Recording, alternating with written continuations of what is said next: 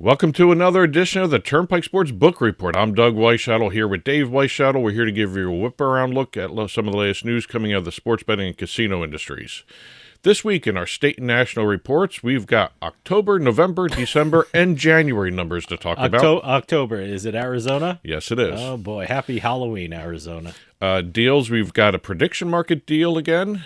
We have a sports betting, both retail and mobile deal to talk about, as well as a lottery deal. Oh, okay. Industry updates, licenses, launches, some renovation updates or construction updates, as well as C&Ds, cease and desists. Okay. And finally, we're going to finish up with Maine and Ohio with the legislative roundup. Yeah, big news out of Maine. Yes. Potentially. I guess it's on its way. See, I'm teasing it now. So now they have to stay tuned to see what's happening with Maine. Said no one ever. Exactly. We'll start talking state and national after this. Hey, Dave Weishuttle from Turnpike Sports. I just got my dugout mug delivered, and I am loving it. Dugout mugs are mugs made out of baseball bats, and they are officially licensed by Major League Baseball, so you can get your favorite baseball team's logo on your mug. Just think of it, enjoying your favorite drink while watching your favorite baseball team with your team's logo on your mug made from a baseball bat. They can even make customized mugs. Check out the mug they made for Turnpike Sports. I mean, just look at that. That looks awesome. I've never seen anything like them. If you go to dugoutmugs.com, you'll find out they even make more things than mugs. They have baseball board games, grilling equipment made from baseball bats. They even have a section for gifts for under $30. Head on over to dugoutmugs.com because if you're a baseball fan or need a gift for a baseball fan, you have to check out Dugout Mugs. And use our promo code PIKE at checkout to get 20% off your purchase price. That's promo code PIKE, P-I-K-E. Also, free shipping with orders over $99. You can't beat that. DugoutMugs.com. That's my go-to place if I need a gift for a baseball fan. Well, if you excuse me now, the game is about to go on, and the wind is just right for drinking. Welcome back to the Turnpike Sports Book Report. I'm Doug Weishuttle here with Dave Weishuttle. State and national reports, we're going all the way back, like Dave had mentioned. Happy Halloween to the state of Arizona with their October sports betting report. You know, before you get into Arizona, it's always exciting when you report Arizona because after that, you can now definitively say who were the top 10 states for handle in the U.S. You can't do that without Maine. See, now I'm thinking Maine. You can't do that without Arizona reporting. You can't do that without Illinois and Arizona reporting. Well, Illinois is always a week or two quicker, before. Yeah, a little quicker than But here Arizona. we have the state of Arizona.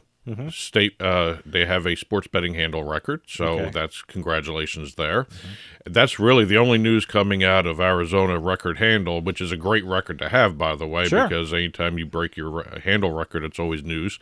But like you said, when you have the Arizona monthly report, that means you can do the top 10 for that month because they are usually the last ones to report. Okay. And here we have our top 10. Ready. Okay, wait. I always try and guess the top 5 at least. Number 1, New York. Yep. Of course, that's a given. Number 2 and number 3 are always difficult. Sometimes they flip-flop, but number 2, Illinois. Yes. And then New Jersey. Yep. Okay. Then Ohio, who also had a record handle that back then, and Pennsylvania. Okay. All right. So that's the top 5 right there.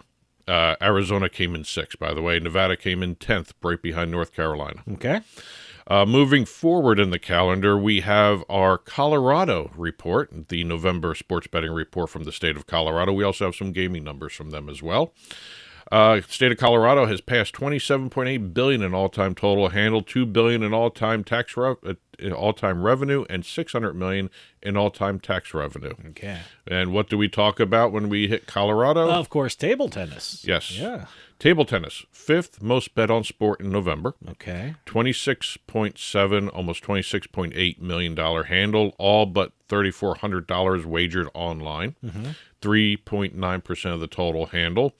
Pro football came in with $178 million in the month of November. Yeah. That's over a quarter of the total handle represented by pro football. Sure.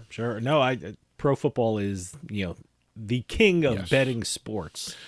Casino gaming, they had a November handle of $998 million, $91 million in revenue, and $14.9 million in tax revenue for November. They've actually passed $62 million in tax revenue for the fiscal year to date. Wow. Okay.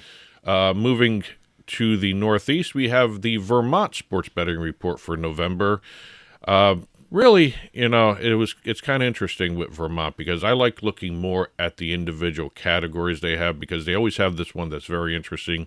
E-basketball. Oh, e-basketball. I thought you meant, is this the state that also does the out-of-state residents versus the in-state residents? And I would think this would be a big time for out-of-state residents because a lot of people are going to Vermont to go skiing. And, they have their cell phones and, they...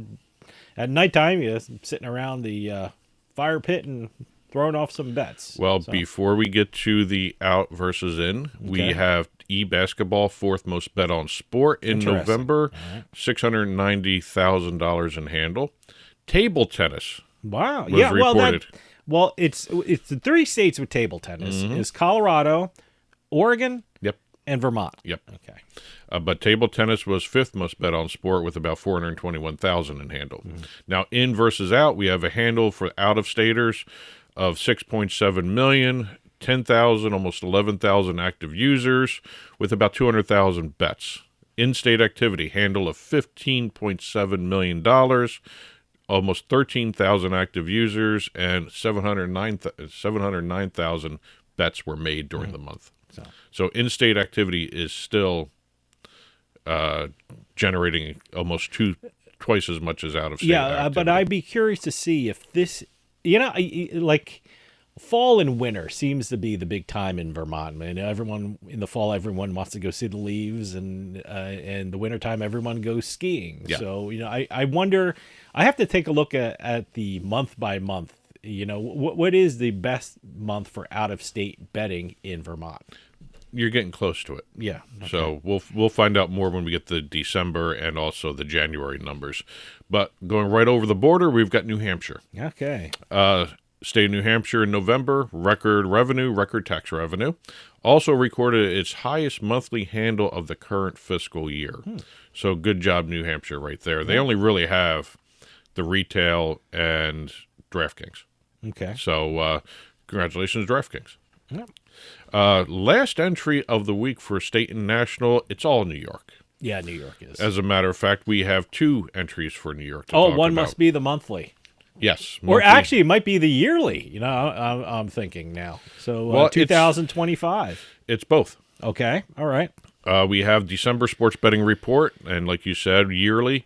They set a new handle record for any state over an entire year, $26.7 billion in handle. Well, any record in New York is a national record. Yeah. So, yeah. Well, you kind of have to make that distinction. Well, yeah. Also, December was the fifth consecutive month with at least $2 billion in handle. Third consecutive month with at least $235 million in gross gaming revenue. Wow. December was the second most profitable month following November of 2025. Let's see. That is really everything there. And New York's 26-point-something billion accounts for about 17% of the total nation's handle. Okay. What was the yearly one? 26.7 billion. So that was all of 2025. Yes. Okay. So they now are about 17% of the entire handle of the country. They're 17%. Yes. But we also have not only the December report, we have the first report for January. Oh, okay. Yeah, I guess the first week of January. Week ending January 4th is technically the first week of January because it does that accounting straddle. Yeah, I get what was New Year's Day was Thursday. Yeah. So, okay. Anytime the month ends in the middle of the week or before the Sunday reporting date, that gets kicked over to the next month. Okay. That's an accounting quirk. That's not anything to do with the numbers themselves. So you're saying December's numbers December could even be better? No, the monthly reports take into account the entire month. Same month. But the weekly reports, that gets pushed over to for in terms that is an accounting quirk. Yeah. Huh? Okay. That's like a revenue type of thing. Yeah. But week ending January 4th, 9 of the last 20 weeks with at least $500 million in handle. 19 of the last 20 weeks with at least $500 million in handle. Second consecutive week with at least $50 million in gross gaming revenue. Third week in the current fiscal year with $70 million gross gaming revenue. I think they were $72, $73 million in the weekly gross gaming revenue. Fourth time that's ever happened in the industry overall. Really? Wow. Yes. Okay. FanDuel, $7.2 billion in fiscal year-to-date handle, $864 million in fiscal year-to-date gross gaming revenue. And for the fiscal year-to-date time frame here, DraftKings, $7 billion in handle, $676 million in gross gaming revenue. Wow. Okay. That's it for state and national. We're going to start talking deals right now.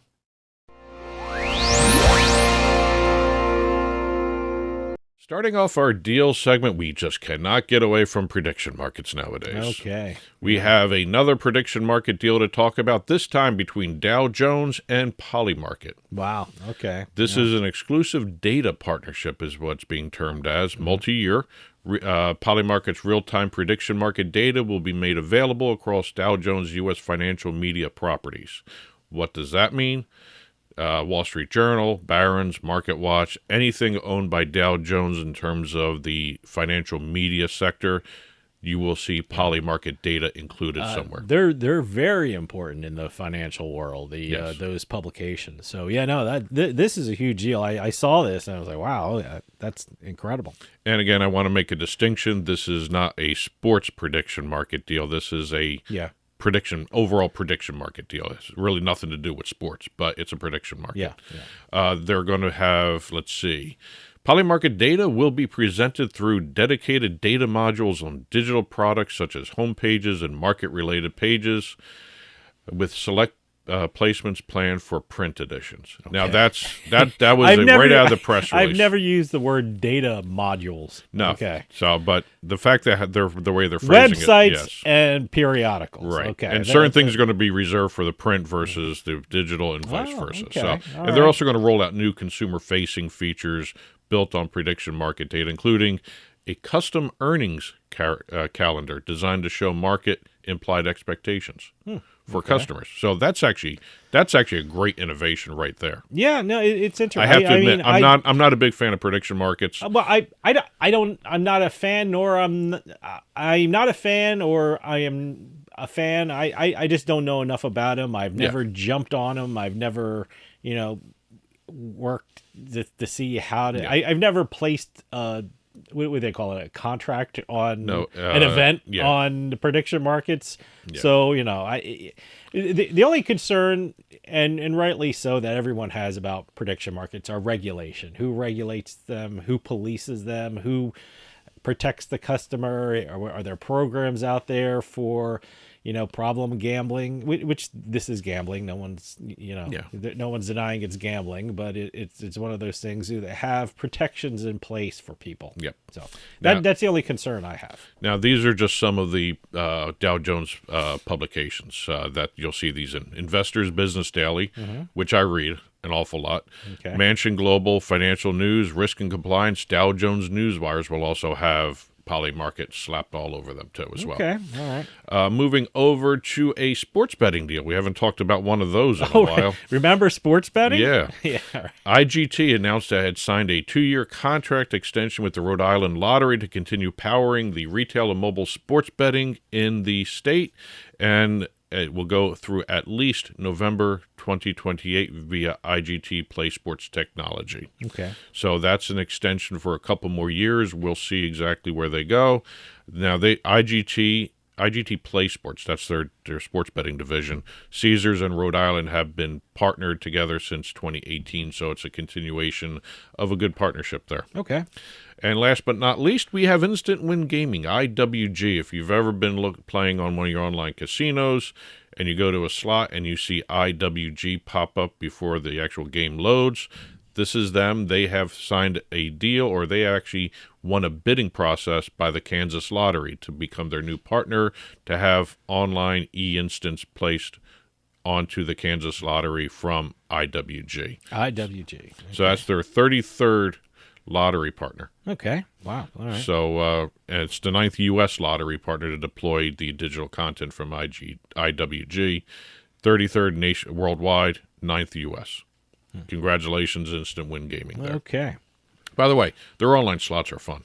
Well, they have some really creative games. I'll check them out. Good partnership there. That's it for the deals. We're going to start talking industry updates right after this. Smoked cocktails have never been easier to make thanks to our Halo Drink Smoker. Simply place the cocktail smoker on your glass, light the wood chips until they start to smoke, and then top it off with the lid to infuse your drink with a delicious, new, smoky flavor.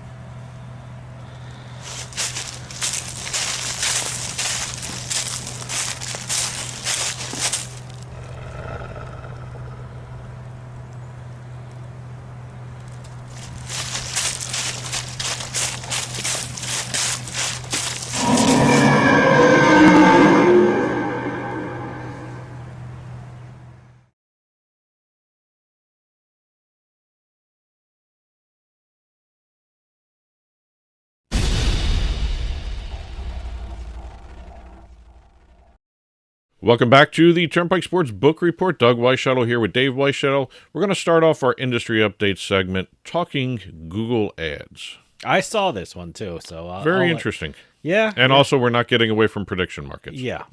Google announced that it will allow ads for prediction markets in the U.S., excluding Nevada, because there's a lot of lawsuits going on in Nevada, and require that advertisers of prediction markets or prediction markets as advertisers be registered with the CFTC or the National Futures Association. They still have to go through the certification process Google has for their Google Ads platform. So even though you may see a lot of them pop up, they still have to be certified by Google before you start seeing these ads in these search engines. So will Google now be allowing sportsbook operators to place ads? So is this going to be? I remember last year the big issue in the sports betting industry were states trying to curb advertising, when they can advertise, how they can advertise, what they have to do when they advertise. But now everything seems to be loosening up, at least for prediction markets. Will things be loosening up for sports betting operators? Oh yeah, no, they've been okay. As long as they're certified. All right, that's why you see when you have YouTube TV and Google search results pop up with some of the sports books and online casinos there, they're certified. Okay. Approved. Well, by I'm just Google waiting Ads. for some of the social social media. casinos. Well, no, I mean, the social media like Facebook and Twitter and YouTube have issues with gambling. I mean, if they start opening up to prediction markets, I don't think will that open up everything for the gambling markets, online casinos? Well, some of the companies have deals with X. YouTube and Facebook. Well, YouTube is Google. Pretty harsh about the gambling. YouTube TV has a ton of sportsbook advertising. All right, but and also this deal will cover advertising Google search results, SEO results. You'll start seeing them pop up if they get approved, and the YouTube TV network, as well as the partner websites that are part of Google Ads. Okay. So you'll see them all over the place. I'm just saying Facebook is a little harsh with regard to...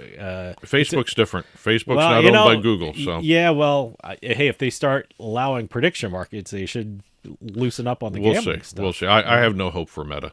So, no. But again, this is the listing of or provide customer access to exchange-listed event contracts, economic, sports, or current events. That's what they're limiting it to, which is everything. So, go with that language. What are they excluding? Yes. I'm trying to figure that one out. Unregistered prediction markets. Moving out to Arizona, we've got Cliff Castle Casino Hotel announcing the grand opening of their all-new smoke-friendly game parlor and lounge. Smoke-friendly, which means you're allowed to smoke. Yes. Okay. I've never heard it that way before. What, smoke-friendly? We're smoke-friendly. Well, hey, light them up, fire them up. A lot of places are focusing on the smoke-free. They went smoke-friendly. Fire up the lung darts. Exactly. There you go. State-of-the-art ventilation will be placed in the lounge so people can enjoy their smoking, and people who don't like the smoking won't have to deal with it coming out of the lounge. Yeah, I remember people used to call them smoke eaters. Yes. Now they're what? High-tech state-of-the-art ventilation systems, not smoke eaters. Huh? Well, the more syllables, the more impressive I it know, sounds. right? It's like it was designed by NASA. Yes. Well, we're going out to Nevada for the next couple of stories here. We've got Hard Rock Las Vegas reporting that it has completed 28 of 42 floors of its Guitar Hotel on the Strip there. On schedule now for their 2027 opening. As you recall, Hard Rock bought the old Mirage. Yeah. So they are now building the giant guitar. I have yet to see renderings of that because I would love to see. It looks very I'd like impressive. to see what that looks like in with all the other buildings. I mean, how what's that going to look like? I mean, it's certainly going to stand out on the in the skyline of Las Vegas. Well, the one in Tampa is very impressive. Yeah, no, so it's going to absolutely. look just like that. They're all impressive. Yes. They're all great. Let's see. Moving over to the Durango. The Durango Casino Resort began construction on the third phase of its expansion, or renovation, however you want to phrase it. It's expansion because they're adding more rooms and suites into the property. The next phase will introduce an expanded casino floor, approximately 400 additional slots, a 36-lane state-of-the-art bowling alley. Nice. I like that. I'm sorry, not a bowling alley, a bowling facility. Yes, I know.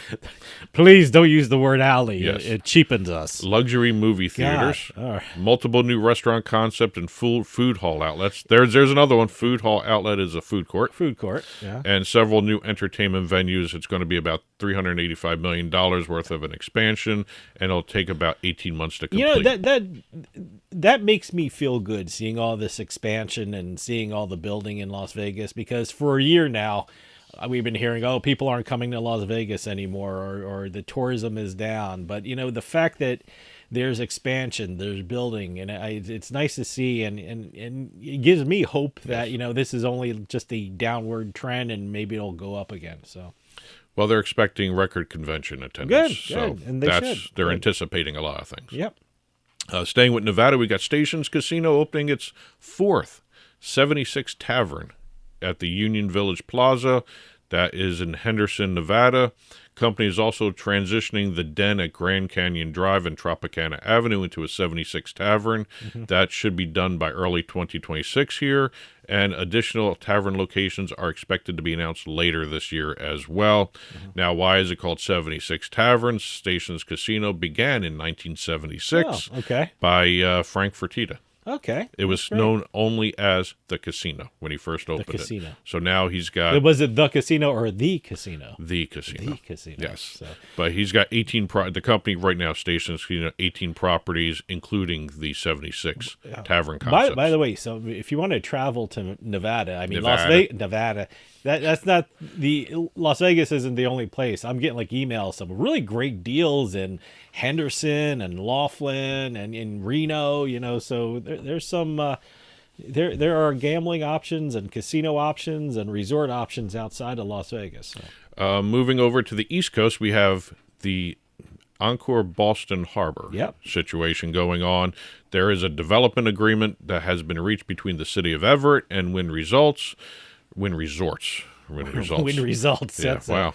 See, that's a corporate term. Exactly. Now, only Wynn Resorts make it Wynn Results. Agreement permits the casino owner to develop up to 2 hotels on land it owns along Lower Broadway, which is the street right outside the Encore Boston And by Harbor. the way, they're like a block outside of Boston.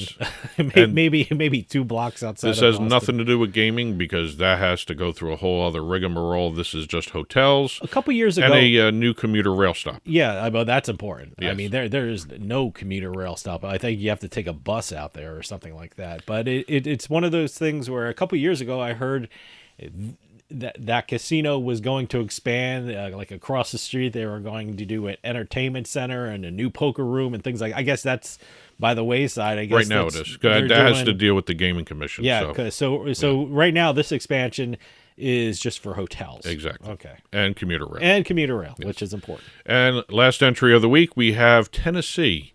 The Tennessee Sports Wagering Council sent formal cease and desist letters to Kalshi, Polymarket, and Crypto.com to stop offering sports event contracts in the state.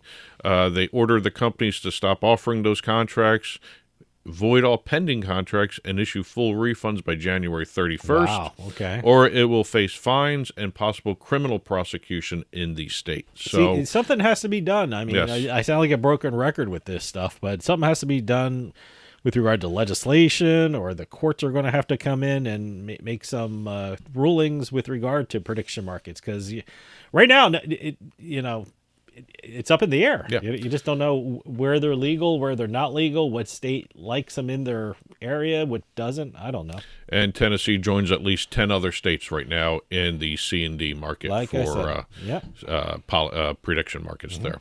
That's it for industry updates. We're going to finish up with our legislative roundup.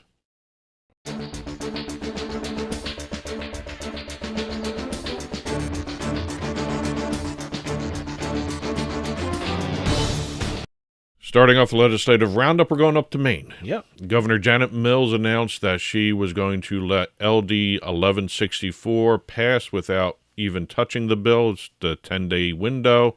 And once it becomes law, based upon that procedural motion there, Maine has become the 8th state to legalize online casinos. Wow. Okay. Yes.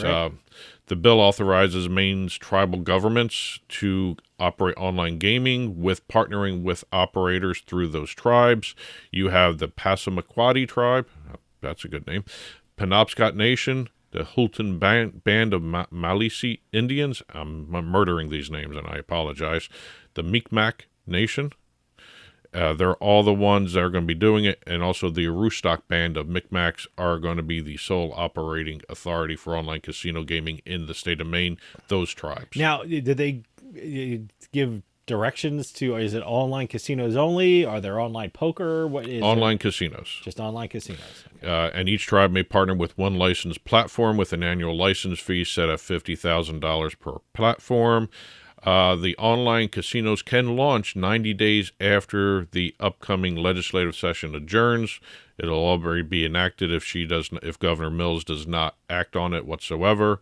And they've already gotten some feedback already in the negative sense. We have the National Association Against iGaming issuing a statement. Well, I think we know what they're saying, just from the name of their group. Yes.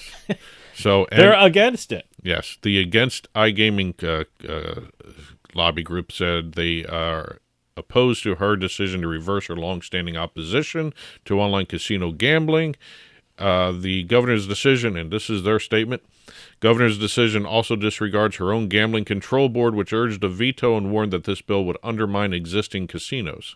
So there's that cannibalization argument that everyone's been talking about there. That is what their main thrust of their opposition is. Well, that's the main thrust of every opposition. So. And last entry for the week, we're going to Ohio, where we have the Ohio Casino Control Commission circulating a third proposed amendment to Ohio Administrative Code 3775-16-03 sports gaming accounts. Mm-hmm. This has to do with the verification of identification of patrons on the online sports betting sites. The online operators have to do some additional steps to verify the identity of the person signing up for the account. It's to prevent fraud as well as identity theft.